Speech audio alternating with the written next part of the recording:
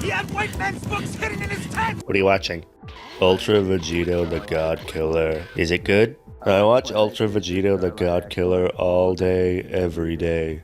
All day, every day. Oh, how do you watch that? That's the most repulsive thing I've ever seen.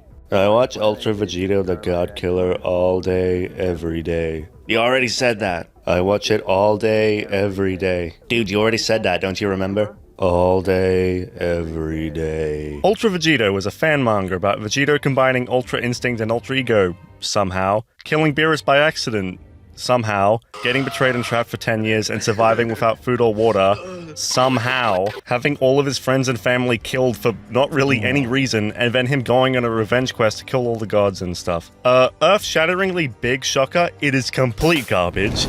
Who could have seen that coming? Out of all of the Dragon Ball fan works I've ever seen, it was this one.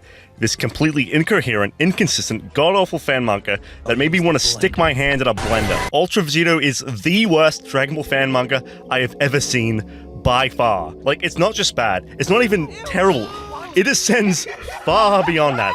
Everything, and I mean everything about this fan work sucks. It sucks conceptually, it sucks thematically, it sucks at execution, and it sucks at presentation. Never in my life have I ever seen a fan manga so unbelievably disattached from the series it's trying to be a part of in terms of literally everything you can think of. Anyways, so me and my good friend Crimson Heart watched through 8 episodes together. It is I, Crimson. And we kept a document of like every inconsistency we could find with the official series. As it just kept going, the list got longer and longer. So yeah, despite this being a continuation of Dragon Ball Super, the millisecond you try and apply it to literally any part of the DBS anime or manga, the entire fan manga just crumbles apart. Literally, none of it works. I also watched some of it with Solar, and I'll be showing some inserts from them and Crimson to lighten the mood every now and then. I've never engaged with it, because to be fair, the concept just didn't really interest me. The only thing I know is that he kills Beerus at some point, and the gods of destruction get pissed at him. Quite literally, he gets betrayed and trapped in the time chamber. So needless to say, I'm scared. That poor summer child. Also, just want to start off by saying, I don't mean to insult the creator, call me Arj. Okay, I'm kidding. There's like a good amount of stuff to make fun of, to be fair. Oh, do you know about the video he made where like Trunks like falls in love with like a grown-up Pan? What? What? It's... Oh, he also did one on like Young Gigi's AF where he uses like a sexualized Pan in one of the thumbnails with the title saying 16-year-old Pan. Wait.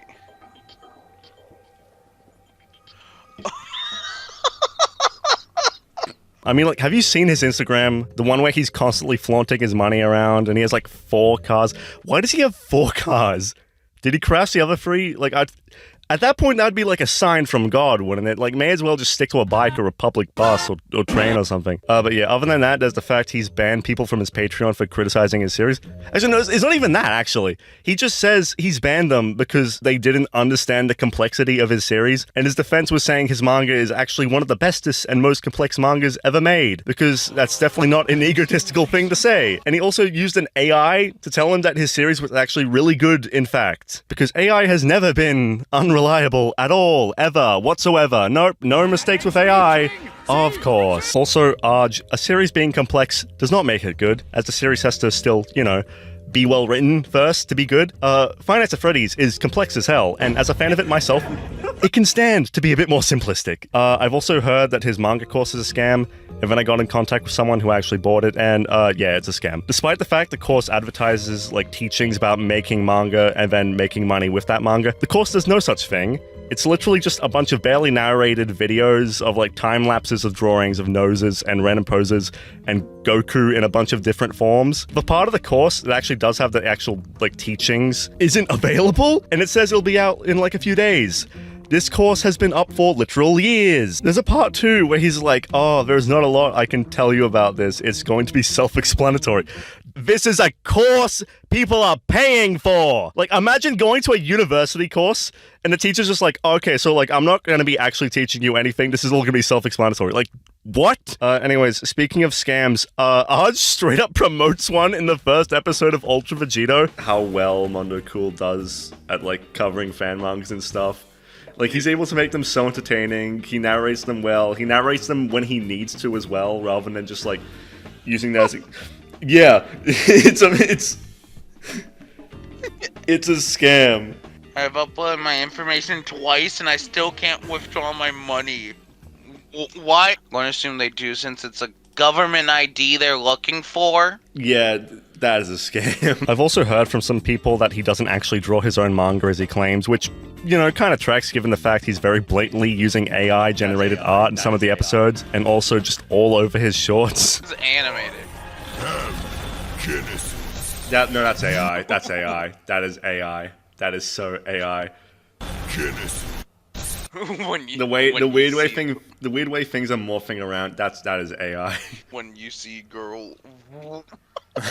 Me when I see vodka. That's AI. Who is this man? He looks like the malnourished son, not malnourished, like this like mangled son of John Dragon Ball. And yet he still claims to have drawn it himself, as well as some weird stuff like the dialogue not fitting with how the characters are being expressed, as well as the order of panels he goes through just being flat out wrong at times. Because what's confusing is that I assume this is, like, he for some reason chose this panel last, even though the order of events should be smirk, confusion, then blast, followed by the Beerus getting knocked back because it's a point-blank, like, Ki attack. Yeah. Which feels weird for someone who claims to have drawn this themselves, especially if they have a manga teaching course. Okay, so this part was recorded before I found this. Someone sent me, like, a document with, like, a bunch of more stuff on Aj. Him, like, threatening to sue people over, like, criticizing him. Him refusing to refund someone for the manga course because it's a scam. And then, like, them having to get refunded from PayPal themselves, meaning Aj didn't do anything. Aj, like, doxing Blackscape's wife, showing the IP of, like, some random fan of his. Aj just being, like, generally really toxic and difficult to work with. Okay, the funniest one. So, like, the team that he worked with to, like, make the in-colored versions of, like, Ultra Vegito, they had to, like, redraw, re-edit, and, like, color in, like, the entire video or whatever. And it was, like, really demanding for some reason. And then when the video was released, Aj didn't credit them at all. And then when they asked to be credited, he only credited them for the coloring, like implying the rest was done by him for some reason. So then they were naturally very pissed off about that. So then for every subsequent episode, they purely focused on the coloring, which is why there's like such a drop in quality. And like Aj complains about it, but like, he's basically just complaining about his own art. Well, the art he claims to draw. Like the document also talks about the fact it's like really confusing if he is the one drawing this. Yeah, there's also just more stuff about how the manga course is like a complete scam. It's just like tracing stuff as well.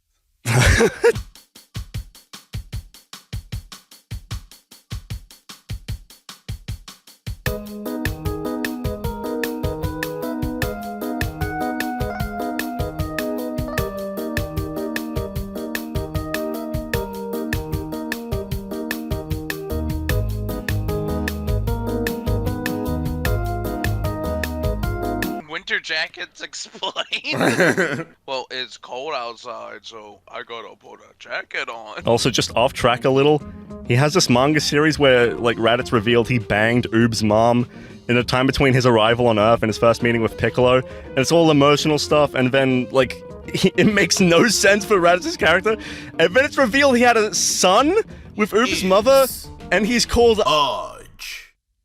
Dog, I was dumbfounded. I cannot believe he self-inserted himself as Raditz's son, who is brothers with Oob. What? Where was he in the future timeline? So yeah, I don't want you hanging out with that Aj guy. He's a bad influence on you. But with that out of the way, let's start with the positives.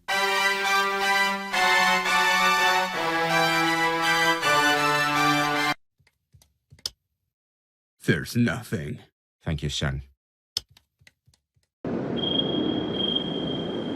So, real quick, funny thing I found. Dragon Ball Super Theories and family-friendly content. Epic giveaways. When has this man given a giveaway? I don't know. Also, just straight up giving his Gmail out. Hold on, let's see the captcha. Is it literally... No, it's a completely different email. Cool, I'm still stuck on the family-friendly content. This series cannot make up its mind if it wants to be a continuation of the manga or anime, because despite very clearly being a sequel to the Granola arc from the DBS manga, among other manga references, it'll just show corrupted Zamasu from the anime for some reason. Oh, I guess, whatever. It means I can compare it to both, I guess. Okay, so proper recap. Goku and Vegeta are training on Beerus' planet. Vegeta gets pissed Beerus isn't actually teaching him, which doesn't really make any sense with how Beerus' training is actually portrayed in the manga, as well as the fact Beerus has already given him an objective that he hasn't reached yet. I don't know why Vegeta isn't just working on that instead. Anyways, Goku and Vegeta fuse because Beerus wants a challenge. They fight for 7 minutes, but the fight itself only has 3 hits in it. The rest of the fight is just yapping. I want to recap everything that just happened in that fight. So, Gogeta throws a kick, he throws a punch, Beerus powers up, and then they collide, and that's it. That's the fight. That's basically like 4 actions, essentially. The fight started 12 minutes at the 12-minute mark. 5 minutes for a total of, like, what, 3 attacks? Basically, yeah. Like, there was a kick, a punch, and a collision, and that's it. One of the most famous fighters in anime, and he gets 2 hits. Gohan vs. Kefla had more fighting in it. Oh, God. Here's the thing, I don't dislike fights being short. In fact, nowadays, I actually welcome a shorter fight in this franchise, because sometimes, like a lot of Modern Dragon fights, they can go on for a bit too long. But, like, that was nothing. Gogeta defuses, and then Beerus threatens to destroy them, which feels out of character, but okay. So then they decide to become Vegito. Beerus remarks how he heard about Vegito's fight with Zamasu from Whis, which makes no sense, since Whis wasn't there? Not sure why Arj included this, since it only serves to make things confusing. Like, why not just have this be the first time Beerus learns of it? Anyways, they get Whis to make a set of Pataras that last a day, but they actually don't, and Whis just doesn't explain what they do for some reason. Goku and Vegeta fuse while transformed, which pretty sure you're not supposed to do that. Then they become this ugly mug. They proceed to have a very yap-filled fight until Vegito accidentally kills Beerus. Alright.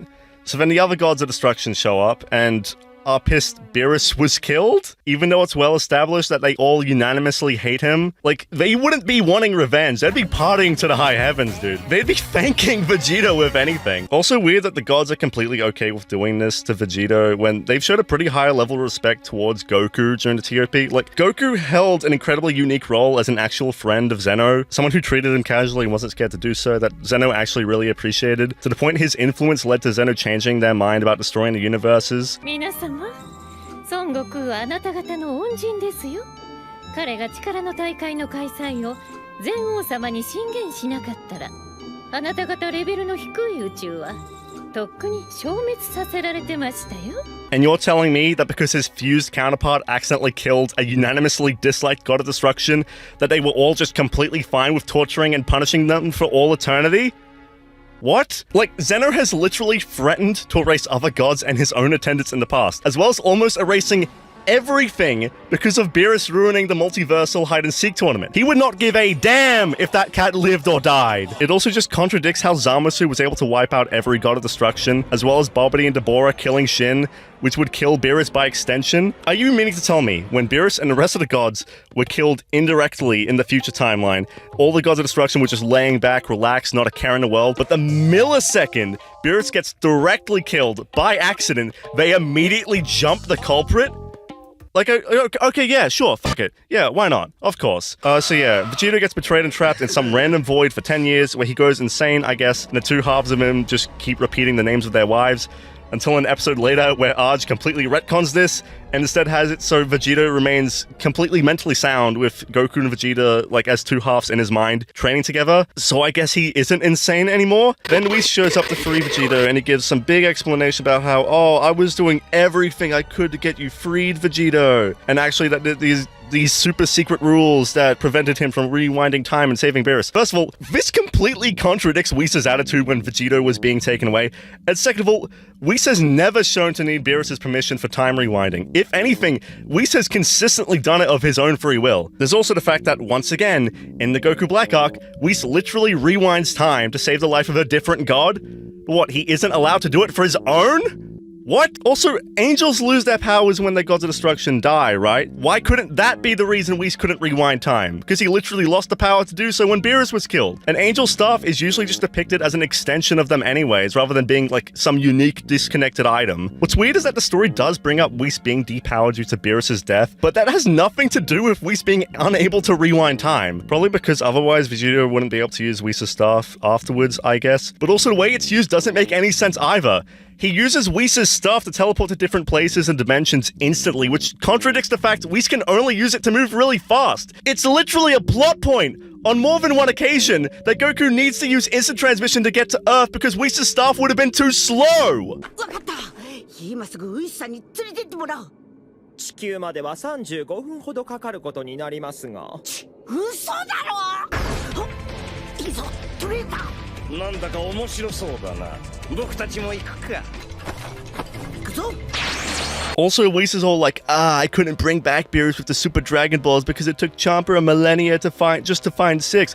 That's a straight up lie! Champa specifically said it only took decades, not a millennia! And from how often he and Vados were encountered, like, by both Beerus and the Kais during the beginning of Super, to me, it gives the impression that this search was still relatively recent. Otherwise, the Kais might have spotted them sooner. So you could easily argue that it'd be closer to around like 20 years or so. Not thousands of years! I have no idea where Arj got this, other than just simply forgetting and then making something up. And once again, this contradicts the Goku Black Arc! Whis was fully aware of Zamasu going to Zuno to ask him about the Dragon Balls from Shin, and he literally talks about how Zamasu was capable of collecting and utilizing the Super Dragon Balls in just 1 year's time! Why would he be thinking of Champa? So anyways, Whis frees Vegito, but then he dies or whatever, then Vegeta uses the stuff to go to Earth, but he cuts his beard beforehand. Why was his beard so short after 10 years? I don't know. How come he survived without food or water? I don't know. Has something to do with the chains, I guess. Anyways, Vegito goes to Earth, but like, he's like, oh no, it's been Hakkai'd by the gods, as well as New Namek. And then Vegeto's like, oh no, now I don't have the means to bring them back because New Namek was destroyed. Even though the story also makes it clear that things Hakkai'd can't be brought back with the Dragon Balls anyways, which then brings up the question of literally why did the gods destroy Namek? What's worse is that despite Vegito bringing up Namek's destruction, from what I hear, over the course of the entire story, at no point does he bring Namek back. He brings the Earth back, and everyone destroyed on Earth, but not Namek.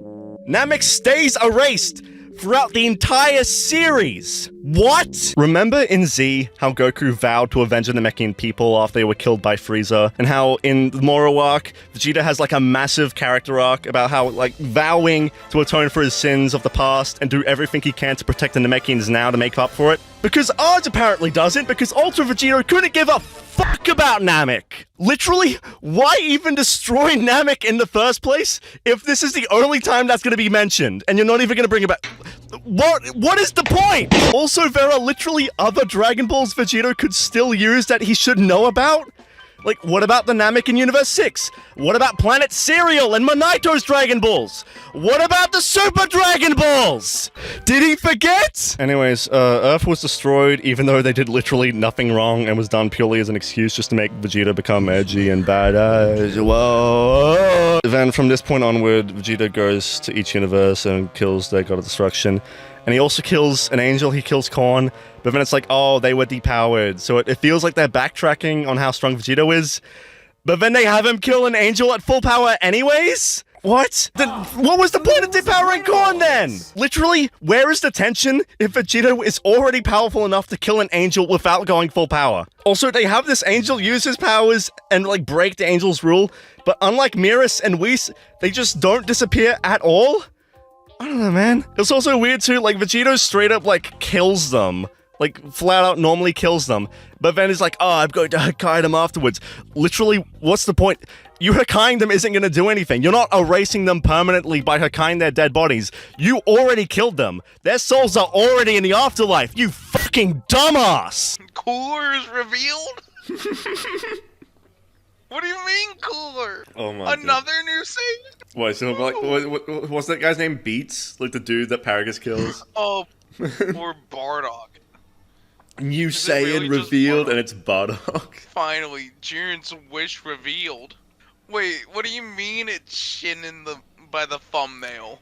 What he wishes for another Shin. Anyways, that's as far as I got in the series, plus some other additional info I got from other people who've seen it. I regret all of it. It was such a miserable experience. Okay, let's go over Ultra Vegito's faults, starting with the concept. Now, when I watch or read a Dragon Ball fan work, I would at least expect it to try and remain as consistent to Dragon Ball in terms of its writing, tone, story, and everything as best as it possibly can. It doesn't have to do this perfectly. As long as it is at least blatantly trying its best to be like, or if you can at least get the vibe it was made by someone who is very much a fan and is making their fan work out of love for the series.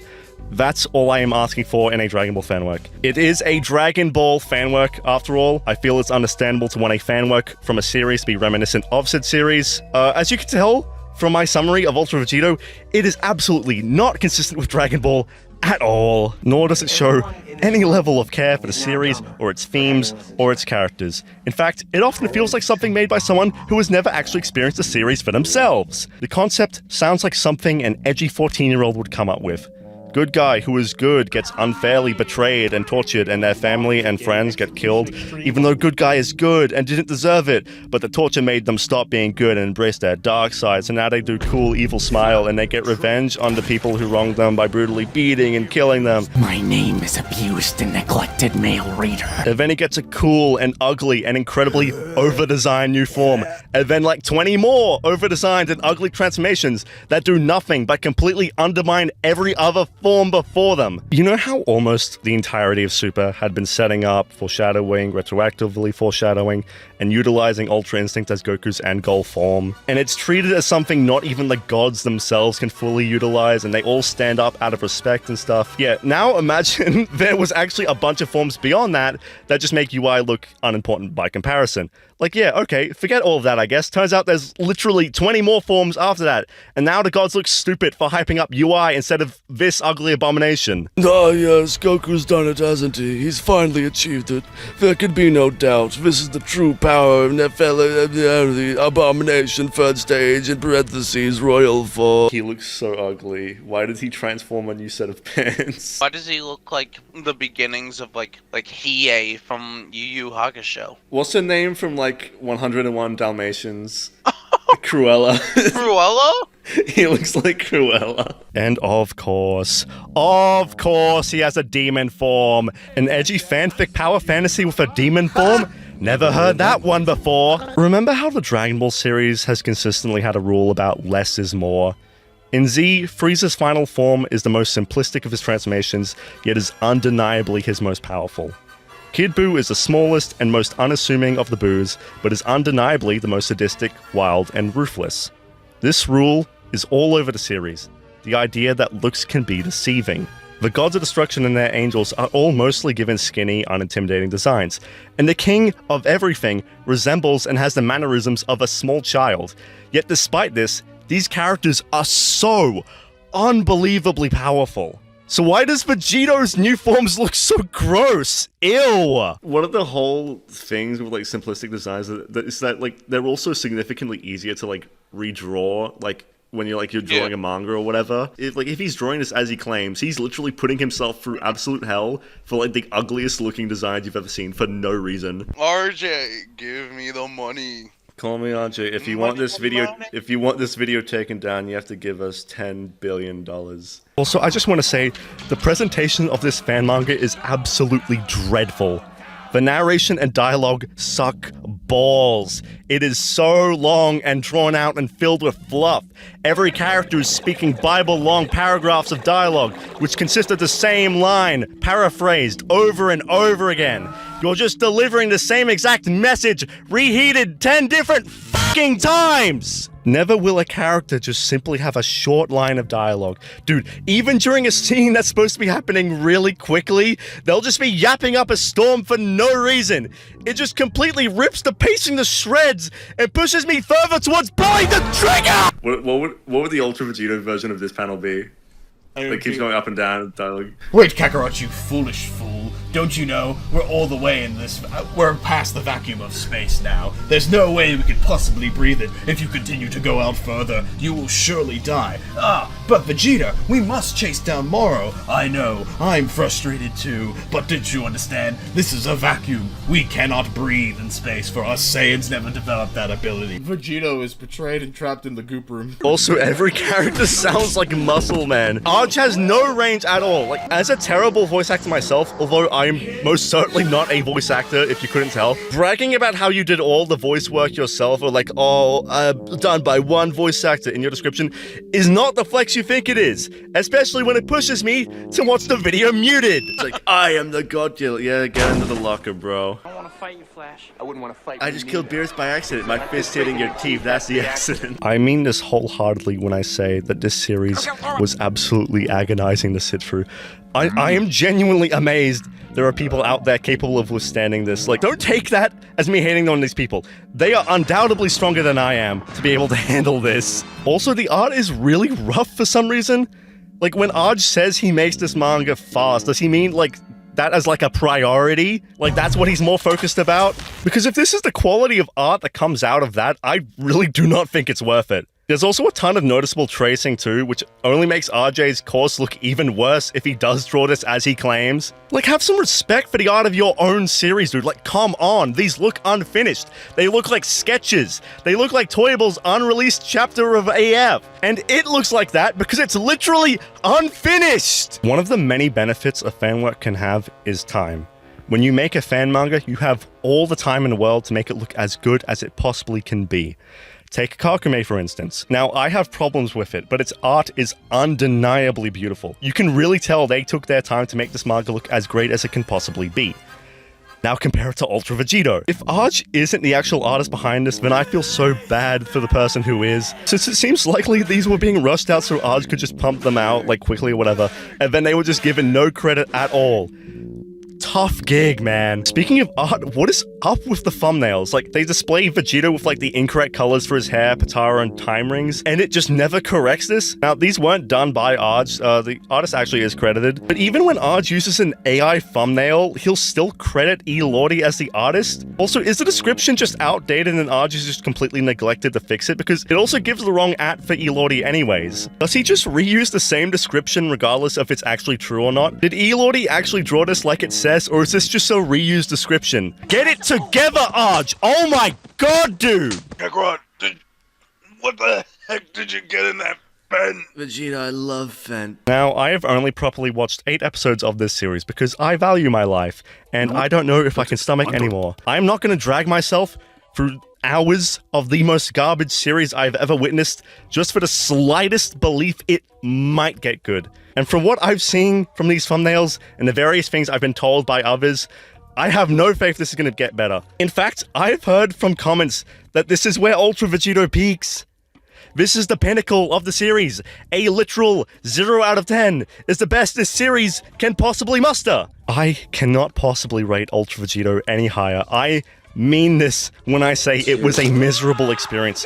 This is a one of a kind with how garbage it was. I would genuinely watch Goku vs. Z 1,000 times than watch Ultra Vegito ever again. I am so sorry for saying Unrelenting Gaming Series was the worst Dragon Ball fan manga of all time. I was so wrong about that. I did not yet witness the horrors. And again, it gets worse from here apparently. It is going to get worse than a 0 out of 10. I'm so scared, man. You know what? Since people were probably hoping for me to talk more about the series anyways, just for some, like, additional fun, I guess, I will attempt to watch some more episodes and then record my thoughts afterwards, and then I'll take a look through the wiki and stuff. I am terrified. Okay, I managed to watch 2 more episodes of Ultra Vegito, and it was absolutely miserable. Episode 9, Ultra Vegito goes into, like, the Universe 2 Gods of Destruction's home or whatever, and her children are there. It's like, I'm going to eat food, I'm so hungry because I haven't eaten in 10 years.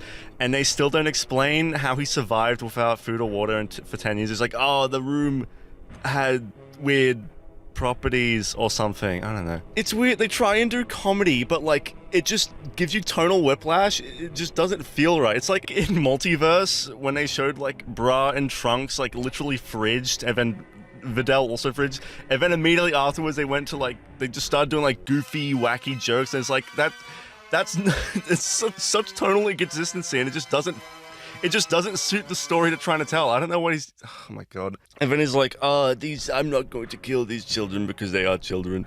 And then he's like, we're the children of Universe 2's God Destruction. He's like, oh, well, they remind me of my children.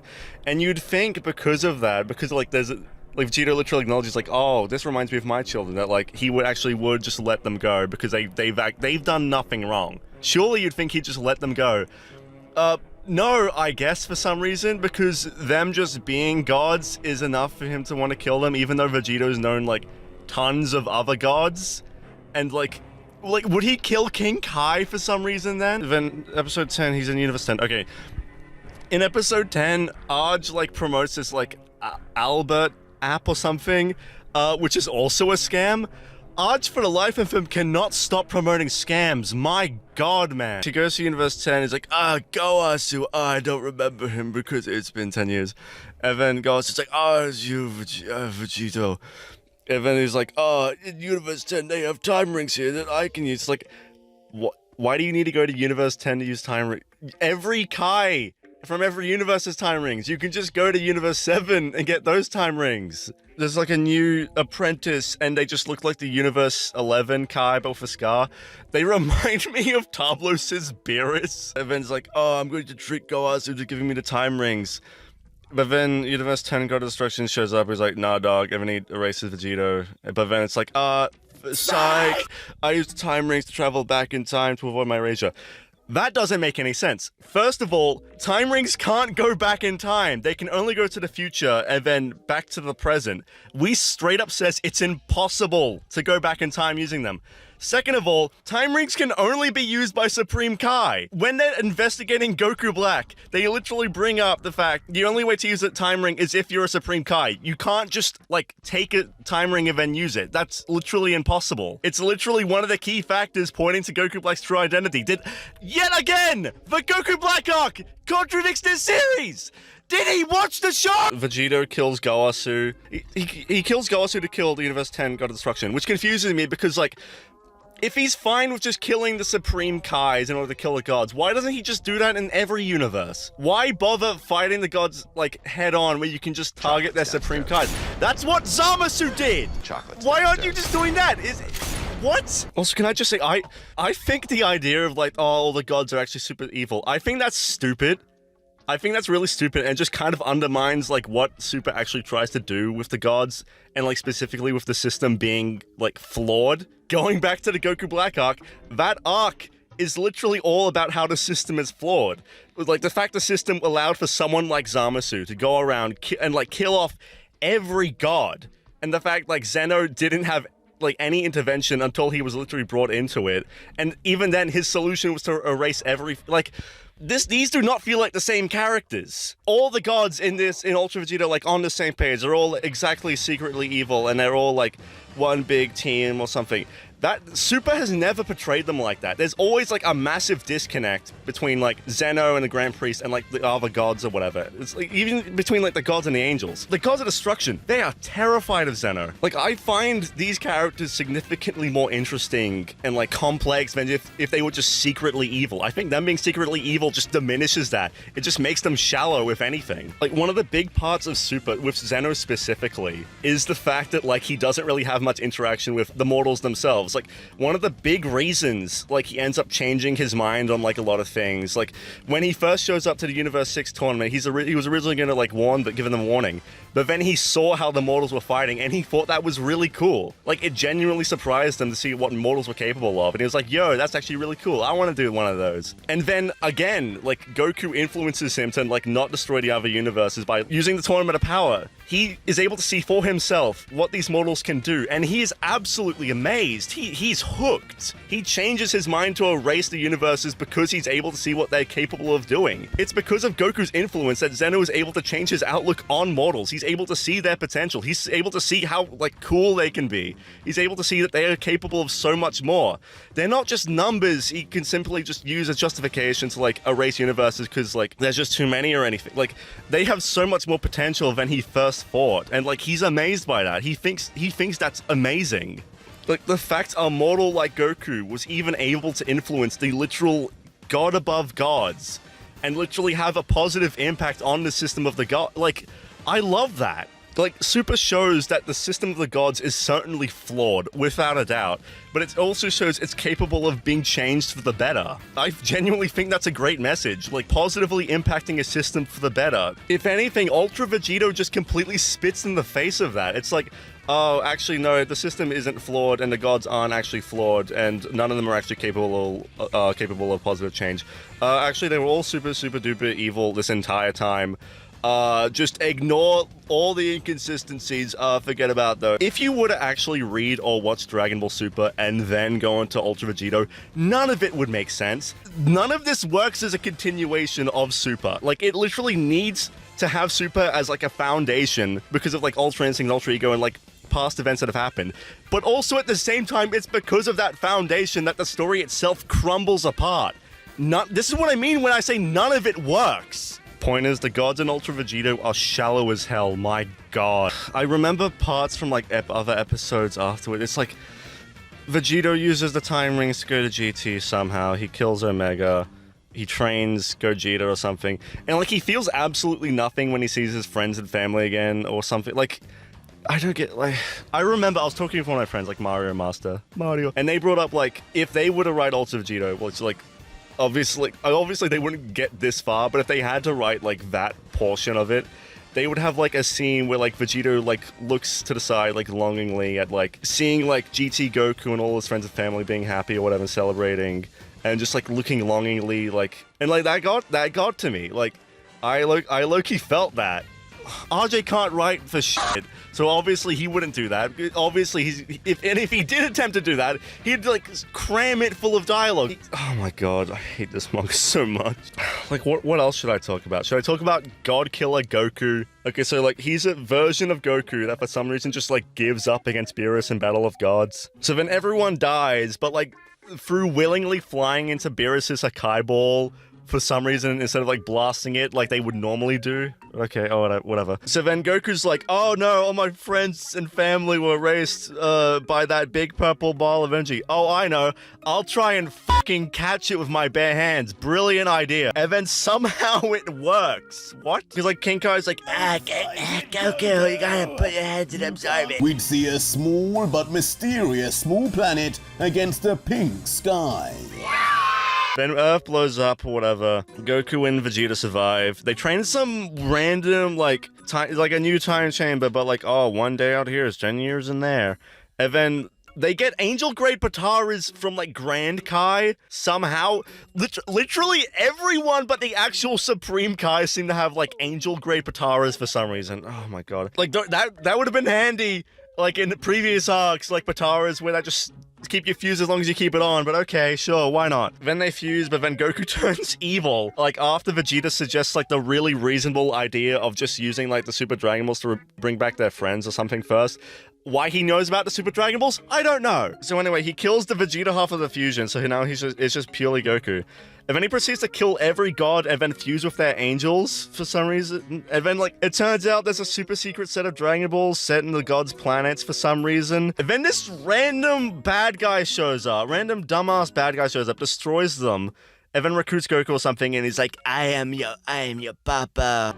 I am your father. And then Goku isn't pissed off about this at all. Like, this is so stupid. Like, oh, Goku spent literally all of this time collecting these Dragon Balls, like, presumably to bring back his friends and family. Like, so ruthlessly killing all these other gods who have, like, literally done nothing to him. And then this random guy shows up, destroys the Dragon Balls, and then Goku isn't, like, pissed off about that at all. It's like, oh yeah, sure, I'll help out this random guy that completely ruined my plans. Why not? Okay. I always find it when fanworks have a pre-existing character become evil to be, like, really stupid. Like, especially if it's just like, oh, people they love died or whatever. Like, that just completely ruins their characters, especially in a series like Dragon Ball that's all about, like, objects that can can bring back people's loved ones from the dead? This is not genius complex writing. It's just plain dumb. Remember when Goku arrived in the Saiyan saga and he found out his friends were killed by Nappa and Vegito, whatever, and that the Dragon Balls were gone with no knowledge of the ones on Namek? Like, to him, his friends were gone permanently, and he still chose to spare Nappa and let Vegeta go. Remember when Goku fought Frieza, and he thought Krillin was gone with no hope of bringing him back, and he still chose to let Frieza go? Remember in the Buu saga, when literally everyone on Earth and all of Goku's friends and family, minus Vegeta and like Dende, were killed and Earth was blown up, and Goku still was like, hey, King Yama, can you bring back Buu as a good guy?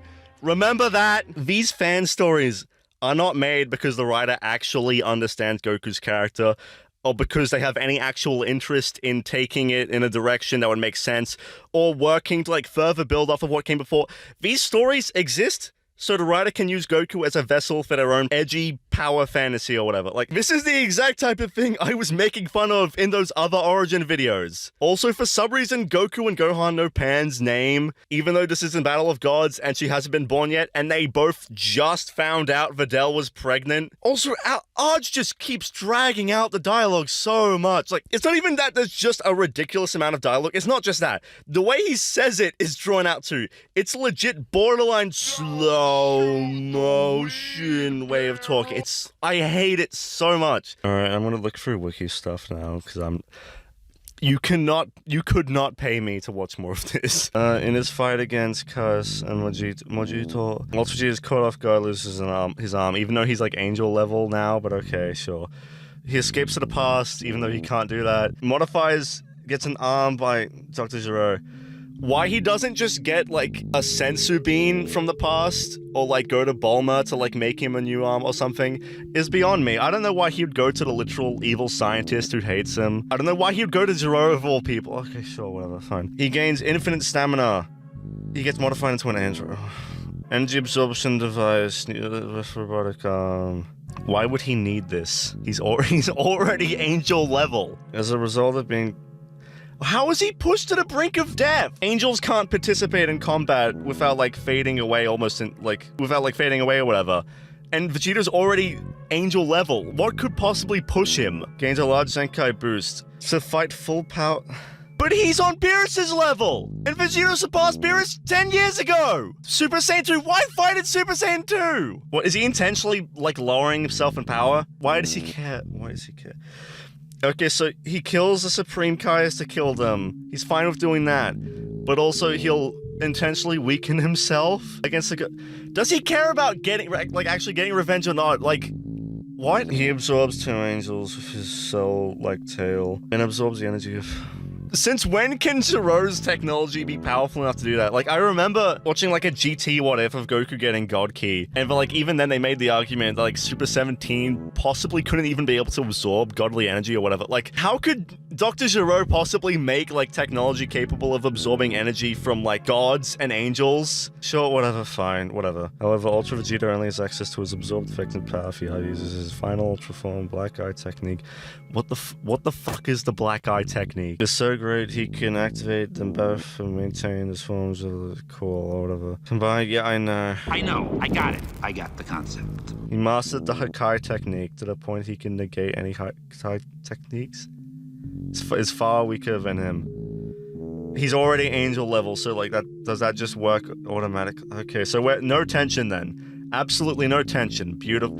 Why did he need to use the time rings to avoid erasure? If he's already powerful enough to, like, negate it by being stronger. What? Huh? Unless he uses a time ring. What does it mean? He mastered his Katai technique to the point he can negate any Kai attacks as long as he uses far weaken them. And if the erasure starts, and if it does, Ultra Vegeta would be erased unless he uses a time ring. So is he immune or not? And when Ultra Vegeta fights Hit, he uses the Black Eye technique to use to overcome. Why does he need the Black Eye technique to overcome Hit's time leaping ability? Like, literally anyone can overcome it by just simply being stronger than Hit. Like, remember how a suppressed Jiren was able to easily overcome Hit's time skip? And this is an angel level Vegito. He uses part of his final Ultra Form to kill King Sadala. I heard King Sadala has like Super Saiyan 5 or something. which is really funny because like super heavily establishes that the Saiyans in Universe 6 can't transform. It's not even that they don't recognize Super Saiyan. They straight up just say like, oh, I've never seen anything like this for a Saiyan to transform. Why would Kingston Dala have like Super Saiyan 5? Ultra Vegeta lost badly in his fight against Guts. Alright, he just starts using different characters from different series. I'm fine with a fan work like doing crossover stuff so long as it's like advertised from the beginning as a crossover fic. Having a story that like starts off as like a continuation of like an official part of the series and then just bringing in random crossover stuff is like just really sucks and like really is such a turn-off for me. Like, I'm not gonna read your fanfic if you're gonna hide the fact it's a crossover. Vegeta was saved when Majin Buu absorbs him. Vegeta overpowers Buu's absorption for sheer will and absorbs Buu himself, becoming a true Majin. I am rolling my eyes. Demon form, there it is. He transforms into a demon after Madara torments him with visions of his family being killed over again. Vegeto's mere presence in the state scares E1 and Mew away from... Okay. This is boring. This is such a nothing burger. Oh my god. This is garbage. You actually like this? Causing him to undergo another transformation. Of course, because it wouldn't be a Dragon Ball fan work without a character getting 10 trillion forms. Of course. Ultra Demon form. Wow, so cool. Wow, so cool.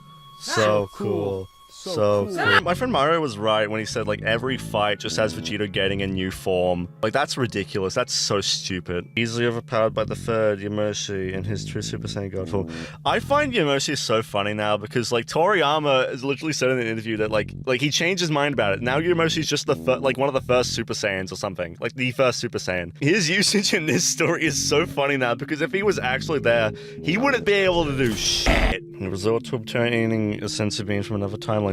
So he could have just done that to regenerate his arm. Why did he go through this row? You then received the Zenkai boost. Utilize Kai contains 1000. This sounds like a parody. This literally sounds like some joke wiki, like, parody someone would make of, like, Dragon Ball fan works. This doesn't seem like a fan work, like, written to be taken seriously or written for people to enjoy unironically. Like, is this it? Is this some big, elaborate joke? I don't even... What else am I supposed to say exactly? Like, is this just gonna be more of me being like talking about how stupid this is? Because I'm getting kind of sick of that. I'm tired. I'll look at the transformations. An issue you can very easily see of these films is like, they're so over-designed. They are so ugly to look at. Like, they stick out like a sore thumb when you put them next to the other Super Saiyan forms or whatever. Remember, like earlier I was talking about like Toriyama's rule of less is more. Usually the more simplistic the form, the more powerful and efficient it is. Even with the outliers in the series, they at least have reasons for their design looking like that. Like, Super Saiyan 3 is like a lot more complex of a design than in comparison to the other Super Saiyan forms. But even then, you could argue that's because of the fact like Super Saiyan 3 is an inefficient form. It isn't like a proper transformation like to succeed Super Saiyan 2. It has very fatal flaws that draw it down in the arc it's introduced in. The same way like the grade forms make them bulkier and like more intimidating is meant to be symbolic of the fact that those forms are also incredibly inefficient to use. I'm not reading this wiki anymore. There's 1100. Are you kidding me? This man is 1,001 Vegeta. 1,001 Vegitos. When he said update, I thought he said poly, like a polyamorous relationship. Like he has a polyamorous relationship in his mind. I mean, there's 1,000. Look, he's got 1,000 in there. Like who knows what they could be getting up to? I give this 2 Ultra Vegitos out of 10 Gods of Destruction. I give this 0 Ultra Vegitos out of 10 billion Gods of Destruction. Would you rather have Ultra Vegito and watch it covered in Marmite? The ideal viewing experience. A local Polish man that I know of decided to like power scale this abomination, bro, and like he has like season 2 has 6 chain scalings alone. It's 3 pages long, okay? It's literally 2 winged Demon Gokus above Demon Goku, which is above 50% Dante, which is above Archangel Goku, which is like greater than SSJ3 Demon Gine? I don't know. Gen, Vegeta, post Zenkai. Like, the entire thing is just, like... What is Archangel Goku? Sparta is greater than Archangel Goku and the others. And then you have like Lucif's loyal guards have surpassed the demon emperors. Whether all of them or the other ones encounter them are unknown. And then apparently Goten gets Golden Grade Ape and forced the demon guard to use 4% of his power. And then Vegito Kazuya absorbed is greater than Why is Kazuya here? Hold on, you're telling me that Kazuya, this is the same Kazuya who is like mountain level, is apparently on par with like what, Ultra Vegito? If you ever pay attention to RJ's like monologue or whenever he yaps, he says things that are just like giga ordinary and then just upscales it, but like are just f***ing stupid. So like Goku and Vegeta, either their potential is ass or Beerus is busted in this. Because I'm just like, okay, so like they need UI and ego fused together, but like Broly in the Broly movie, in just one evening, Goku already considered to be stronger than Beerus. Like, this doesn't make sense within the story for Beerus to be this stronger than Goku. Yeah, Z Broly's in this. He is aware of Z Broly. How do you even... Z Broly, what? Yes, Z Broly's in this. And then like... Yes! I think it's Super Broly. No, look, it's Z Broly right here. Like, he has... What? Wait, why is Z Broly here? If you watch this series and try to power scale it, you want to kill yourself 9 times over. You want to kill yourself immediately. Like, chain scaling gets very monotonous, okay? It gets...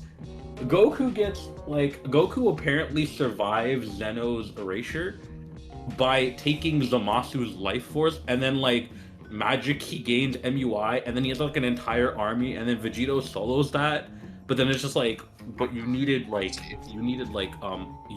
and Ego to take on Beerus. By the way, there's no feats. Like, there is no destructive capability. You have to assume that, like, they're talking about super characters, so like whenever Arj says something, you just be like LMFAO no. So this guy's angel level apparently, but then it's just like, wait, but he's not actually angel level. I don't know, he's getting like 9 times, he's getting just amps everywhere.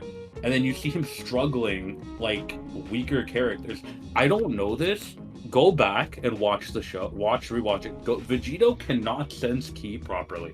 I remember someone covering this. Goku and Piccolo from OG Dragon Ball were able to sense, I think it was Yamoshi's ki, but Vegito couldn't. But that's God ki. What? They don't have any destructive capability feats, so it's like you're gonna have to assume they scale off a super. But it's like, it's literally just Arj yapping and like highballing them when like what's visibly shown is not that. Because apparently God of Destruction level is like an MUI and Ego fusion, but then it's just like, but Jiren's stronger than a god. Like, the story doesn't make any sense if you apply the narrative, because it's like they're afraid of a mortal stronger than a god, but there's a f***ass gray alien stronger than Belmod, and they're already just like existing.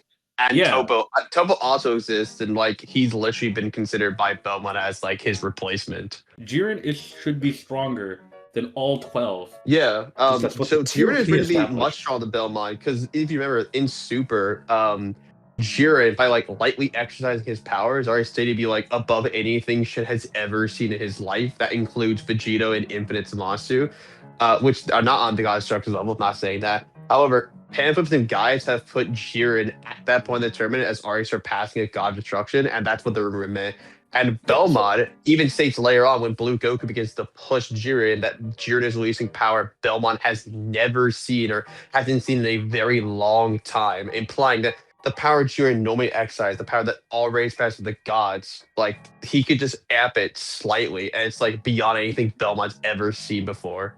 This is so he even the fight could tell because he absorbs like angels. But however, if he is absorbing angels, he shouldn't even need like Super Saiyan to fight Cattell. He like base form is like vastly overkill. Like, bro, how do you have a Vegito? This is the same character who is literally rage bait incarnate. Like, he rage baits people for a reason. He's barely a fucking dude. Like, sorry, Vegito stops being Vegito after like chapter 10. Like when he starts getting new forms, like he's pretty much unrecognizable. And I know it's gonna be like physically, like everything is so wrong. He gets rage baited Because Beerus destroyed Planet Vegeta. Like, bro, did we watch? Yeah, this like thing? why did?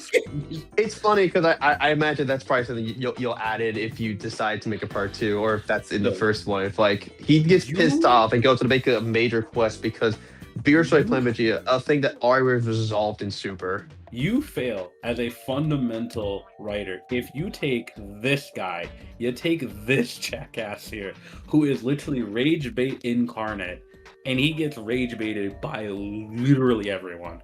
Ultra Vegito does not fundamentally work if you connect it to Super, and if it's not connected to Super properly, whenever Arj says his characters are stronger, just know Arj hasn't watched Dragon Ball or consumed it in any way, shape, or form. There are probably countless examples. Remember, Vegito kills innocent people. May I mind you, it's a fusion of Goku and Vegeta. Yeah. At that point, Goku and Vegeta are good guys. So I asked the almost legendary question. If it's a fusion of Goku and Vegeta, why are they killing innocent people? Because Vegeta would have to be at least a pure-hearted individual for this god ritual to work. Oops. And then power scaling it is just like, yeah, they're just vaguely stronger than super characters. And that's it. Like, that's the chain scaling. It's just like a bunch of nonsense. If you like Ultra Vegito, you are perfectly free to, and I will not stop you. But please, it doesn't hurt to raise your standards just a bit. You deserve so much better. Please. Ultra Vegito is a series that prioritizes making profit over literally anything else. It is a plot crafted specifically in a way that would make for clickbaity titles and thumbnails. That's what's driving the plot. Psychor shows up, contributes nothing, and dies. He's just there so Arj can make a video about him, because he's a popular fan character. Black Frieza gets revealed in the manga, so he rushes to make an episode with him in it to capitalize on that, even though he already killed Frieza beforehand. Beast Gohan gets revealed, so Arj rushes to give Kaba that form to capitalize on it. Hence why it has the outdated name! Just look at the thumbnails! Look how completely indistinguishable they are from your average Dragon Ball clickbait. Look at them! I know what they say about not judging a book by its cover, but does this seriously look like a fan work that prioritizes faithful, good storytelling? Does any of this actually look like Dragon Ball? This is a series made by someone who likes stuff like God of War and Berserk, but not because they actually understand those works at their core or anything. They just like them because they're edgy and cool, and apparently that's all it takes to make the freaking most complex manga ever. Apparently. None of this feels like it was made by a Dragon Ball fan. It is the biggest nothing burger I have ever seen. Good God! I have regretted, I regret watching this series so much. It's literally driving me insane. Oh my God. But before I end this video, I just want to end it on a bit of a lighter note. Okay, so on my DBS Kai video, I got a comment that I think really nails why a lot of these Dragon Ball fan works, just like especially this one, do not work. And I'm gonna just read it out as it is, since I don't really think I could word this comment in any other way that would do it justice. Special thanks to Azrajin, unless I said that wrong. TLDR, people forget or neglect the lighthearted humor with the gritty action of Dragon Ball. I think I can answer what people typically miss when it comes to Dragon Ball. While it's not Shakespeare or Berserk, Dragon Ball's writing matches its art style. Both appear simplistic and goofy at times, but they carry a lot of depth that isn't easily recognizable. That the art style is more nuanced and certain characters have specific charms to them. When people are inspired and want to take aspects from material they enjoy or expand on said material, they take what really resonates with them the most. This phenomenon is drastically inflated given how mainstream and accessible Dragon Ball is. But the thing people miss from Dragon Ball when making stories for it is its humor, its levity, its whimsical charm and gags. It's shown that comedians make for excellent actors, especially in tragedies. They understand elements like setup, timing, atmosphere, and so on. And that appeared to be the case of Toriyama as well. Dragon Ball was a largely goofy and silly series, so when Krillin's death came around with Demon King Piccolo, it hit hard. Then again with the Saiyan Saga and the Namek Saga. Even still outside the main fights, it wasn't all doom and gloom.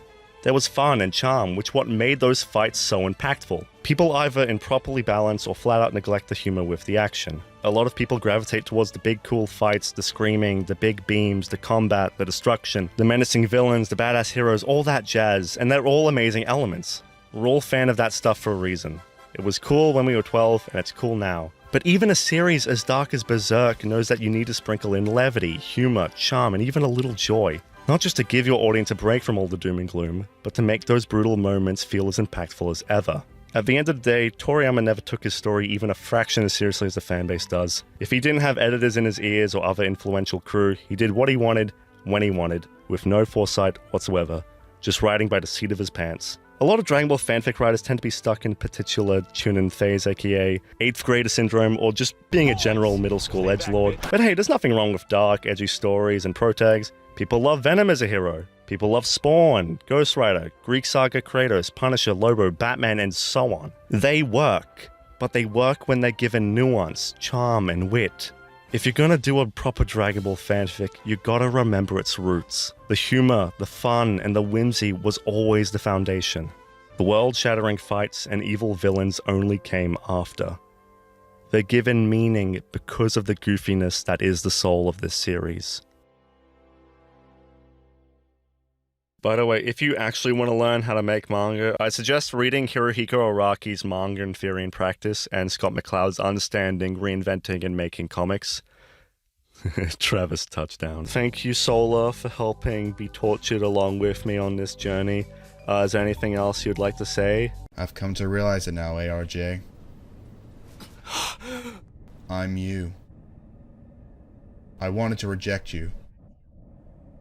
I wanted to reject Ultra Vegito, convince myself that it was nothing but slop. But 53k a year is nothing to scoff at. I'm going to continue to slander it. You post another video? I'll call it slop. You make a clickbaity thumbnail of Ultra Vegito messing with Pan? I'll call that slop too. At the end of the day, I'm just another cog in the machine. You fucking weirdo. I'm so sorry for making you suffer, man. Also, special thanks to Crimson Heart for helping out as well, and for their suffering they had to endure. You want to plug anything? I got YouTube, Twitters, one for art and one for stupid stuff that I talk about. Go to the art one instead. But they also did the thumbnail art, and I really like it. Thank you. Thanks, Mario Master, for helping deliver me more knowledge on this series. Well, I guess it was kind of torturous. Maybe I shouldn't thank him. Hope you enjoyed this video. I don't think I've ever been this miserable about something before. God damn. I'm gonna need a real palate cleanser for the next video. I'm gonna be so real. I don't know if I can go straight to another one. Like, I don't know if I'm gonna do Unreal Gaming. That's gonna take a while. So expect a lighter video in the meantime. But yeah, take care.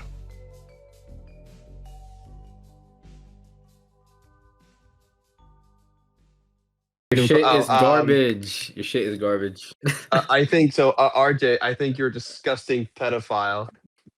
You should be booted off the website. Real, bro. Yeah, stay away from small children, Arch. You're fucking garbage.